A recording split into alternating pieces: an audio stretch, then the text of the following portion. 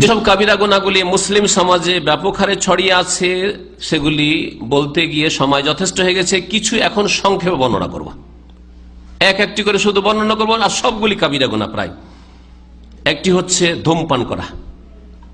ধূমপান করা, এতে তামাক থাকে, তামাক জাতীয় যত প্রোডাকশন রয়েছে সবগুলি হচ্ছে হারাম, আর হারাম খাওয়া কাবিরা গুনাহ। সুতরাং এমন পান, যেই পানে জর্দা খাচ্ছেন, এই জর্দা হারাম, জর্দা হারাম। হারাম খেলে দোয়া কবুল হয় না। জর্দা খাওয়া মৌলবি হুজুরের দোয়া কি করে কবুল হবে? যাকে দিয়ে মোনাজাত করাচ্ছেন, হ্যাঁ, তার উপর আবার যদি বেদাতি মোনাজাত হয় তো কি করে কবুল হবে বলেন দেখি? আমার দেশে জর্দাবিহীন হুজুর পাবে তো মুশকিল ব্যাপার। হ্যাঁ, আর তাদের কাছে আশা করছেন যে তাদের দোয়া মোনাজাত আপনার বাপ মা জান্নাতে যাবে, তাদের কোরআন খানি করে, হ্যাঁ, ওই জর্দার গন্ধ আসছে আর কোরআন খানি করছে আর বক্সাচ্ছে, আর আশা করছেন যে আপনার মাকে বক্সে দিল আর বাপকে বক্সে দিল, সব দান করে দিল, নাকি আর জান্নাতে পাঠিয়ে দিল। এক তো বিদাতি তরিকা, আর তারপরে আবার যারা হারাম খায় তাদের দোয়ার আশা করছেন, কি করে তাদের দোয়া কবুল হবে? স্পষ্ট সেই মুসলিমের হাদিস, হ্যাঁ, মাতামু হারামুন ওয়া মালবাসু হারামুন ওয়া মশরাবু হারামুন ওয়া গুযিয়া বিল হারাম ফান্না ইউস্তাজাবু লিযালিক। যার খাবার হারাম, হ্যাঁ, যার পানীয় হারাম, যার গিজা আহার হারাম, যার লেবাস পোশাক হারাম, ফান্না ইউস্তাজাবু লিযালিক। এই লোকের দোয়া কি করেই কবুল হইতে পারে? এই লোকের দোয়া কি করে কবুল হইতে পারে? সুতরাং একটু বাড়াবাড়ি কথা নয়।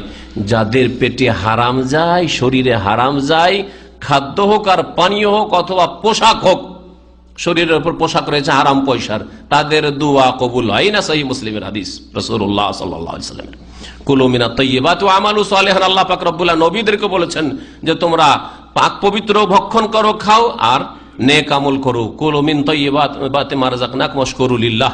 আল্লাহ পাক মুমিনদেরকে বলছেন যে তোমরা কুলু মিন তাইয়্যিবাতি মা রাযাকনাকুম, যা দিয়েছি তা থেকে পাক পবিত্রগুলি খাও, আর আল্লাহ পাকের শুকরিয়া আদায় করো, দোয়া করো, ইবাদত করো, তাইলে কবুল হবে।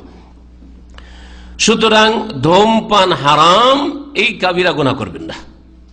যত রকমের ধূমপান রয়েছে, সে হুক্কাই হোক আর বিড়ি হোক আর সিগারেট হোক আর যেইভাবে হোক না কেন, যে কোনো আকারে হোক না কেন, এইরকমই তামাক জাতীয় যত কিছু জর্দার আকারে হোক আর যেইভাবে ঘুষেই হোক আর ওই গুল ব্যবহার করে দাঁত পরিষ্কার করা হোক, এই তামাক জাতীয় জিনিস হারাম। আপনারা হয়তো জানেন, আর এটা সাধারণ মানুষরাও জানে, যে তামাক শুধু এই 2 পাইয়া, হ্যাঁ, মানুষে খায়, তাই না? তামাক গরু বকরিতে খায় কি?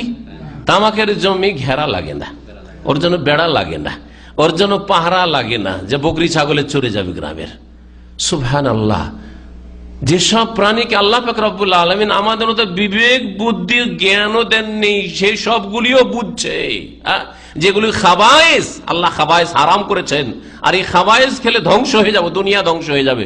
ওরা দুনিয়ার ও প্রাকৃতিক ভাবে আল্লাহ পাক রব্বুল আলামিন ওইভাবে সৃষ্টি করেছেন যে দুনিয়া তোর ধ্বংস হয়ে যাবে এইসব খেলে। আর আমাদের এই সিগারেট আর ধূমপান করে আর এই তামাক খেয়ে দুনিয়াও ধ্বংস হচ্ছে, দিনও ধ্বংস হচ্ছে, তারপরে আমরা বুঝি না। এই হারাম থেকে বাঁচবেন। একটি হারাম যা ব্যাপক হারে ছড়িয়ে রয়েছে তা হচ্ছে টাকনার নিচে কাপড়। মুসলিম সমাজের 98% বেনামাজি, শুনে রাখেন পরিসংখ্যান। আর 2% যে নামাজি আছে, 5 ওয়াক্ত নামাজি, তাদের অধিকাংশই আবার টাকনার নিচে কাপড়ওয়ালা।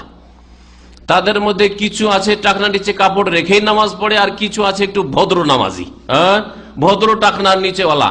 ওরা মসজিদে ঢোকার সময় কাপড়টাকে মুড়িয়ে নেয়, মুড়িয়ে নেওয়ার পরে আল্লাহর সামনে বলছে, আল্লাহ তোর সামনে একটু আদব কায়দার সাথে দাঁড়াই, ইসলামিক লেবাস নিয়ে। আর যখন নিজের কফিলের সামনে, মুদিরের সামনে, আর বসের সামনে, আর যখন রাস্তাঘাটে যায়, তখন টাকনার নিচে কাপড় নিয়ে যায় মহিলাদের মতো। মহিলাদেরকে আল্লাহ বলছে তোমরা ঢাকো, সেজন্য তারা উঠানো শুরু করেছে। আল্লাহ নাফরমানি, আল্লাহ নাফরমানি কাছে শয়তান আনুগত্য করছে। মহিলারা বলছে ঢাকো ঢাকো ঢাকো, বলছে আমরা উঠাবো উঠাবো, উঠাচ্ছে, কাপড় উঠাচ্ছে ওরা যত টাইট করতে পারে, চারিদিকে, এই দিক থেকেও টাইট করছে, ওই দিক থেকেও। হ্যাঁ, আর পুরুষদেরকে বলছে উঠা উঠা, বলছে নামাবো নামাবো, শয়তান আনুগত্য করবো, আল্লাহ তোর নাফরমানি করবো। ঠিক কিনা? শয়তান কিভাবে কামিয়াব হয়ে গেছে। লা আহতানিকান্না যুররিয়াতাহু ইল্লা কালিলা, অল্প কিছু বাদ দিয়ে হে আল্লাহ আদমের সবগুলি সন্তানের শিকড় থেকে উঠিয়ে এদেরকে জাহান্নামে নিয়ে যাবো, সবগুলিকে জাহান্নামে নিয়ে যাবো, ইল্লা কালিলা, অল্প কিছু বাদ দিয়ে। ইন্নামা সুলতানুহু আলাল্লাযিনা ইয়াতাওয়াল্লাউনা, আল্লাহ পাক বলছেন সূরা হিজরে যে শয়তানের দাপট কার উপর চলবে? আলাল্লাযিনা ইয়াতাওয়াল্লা, যারা শয়তানের সাথে বন্ধুত্ব রাখবে, শয়তানের সাথে মিত্রতার ঘোষণা করবে, শয়তানের আনুগত্য করবে, শয়তানের পিছনে পিছনে যারা চলবে। শয়তানের নাফরমানি করলে আল্লাহর আনুগত্য হয়। আর দুটোই ঠিক রাখবেন, আল্লাহর আনুগত্য, আল্লাহকে মানবো আর কিছু কিছু ক্ষেত্রে শয়তানকে মানবো, এইভাবে জান্নাতের রাস্তা নয়, মাঝামাঝি রাস্তায় পড়ে আছেন আপনি। হ্যাঁ, শেষ পরিণাম শয়তান গ্রাস করে নেবে, যেমন আল্লাহ পাক কোরআনে কারীমে বলেছেন। তো টাকনার নিচে কাপড় গেলে নবী করিম সাল্লাল্লাহু আলাইহি ওয়াসাল্লাম, একটি হাদিস সহিহ বুখারীতে রয়েছে যে জাহান্নামে যাবে। মা আসফালা মিনাল কাবাইনি মিনাল ইজারি ফিন্নার, টাকনার নিচে যদি কাপড় যায় তাহলে জাহান্নামে যাবে। এখানে অহংকারের কথা বলা হয়নি। আর এক হাদিস রয়েছে সহিহ মুসলিমে, অহংকারের সাথে টাকনার নিচে কাপড় ঝুলায় তাহলে আল্লাহ পাক কিয়ামতের রহমতের দৃষ্টিতে তাকাবেন না। তাহলে দুটোই শাস্তি রয়েছে। শেখ ইবনে বাজ রাহমাতুল্লাহ আলাইহি বলেছেন যে দুটো অপরাধের জন্য দুই রকম শাস্তি। এর মানে এই নয় যে কারো যদি কেউ যদি বলে আমার অহংকার নেই বা এমনি আমি কাপড়টা লম্বা করে তৈরি করছি তো তাকে আযাব হবে না, এমন কথা নেই, তাকে জাহান্নামে যেতে হবে, কারণ ওই হাদিস অহংকারের কথা নেই। এই জন্য দুটো অন্যায়ের ক্ষেত্রে দুটো শাস্তির কথা নবী করিম সাল্লাল্লাহু আলাইহি ওয়াসাল্লাম উল্লেখ করেছেন। দুনিয়ারও ক্ষতি রয়েছে, এতে আখিরাতের ক্ষতি রয়েছে, মনে রাখবেন।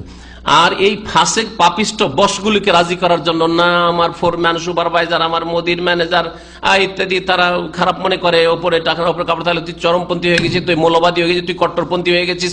আরে আল্লাহকে রাজি করেন, এই ফাসেকগুলোকে রাজি করিয়েন না। আল্লাহকে রাজি করেন, ফাসেকগুলিকে আল্লাহ পাক সামলিয়ে নেবেন আল্লাহ পাকের কুদরতে। আর এই ফাসেক পাপিষ্টগুলোকে রাজি করবেন, তাহলে আল্লাহ পাক অসন্তুষ্ট হয়ে যাবে, কোনো কুল কিনারা পাবেন না, কুলহারা হয়ে যাবেন।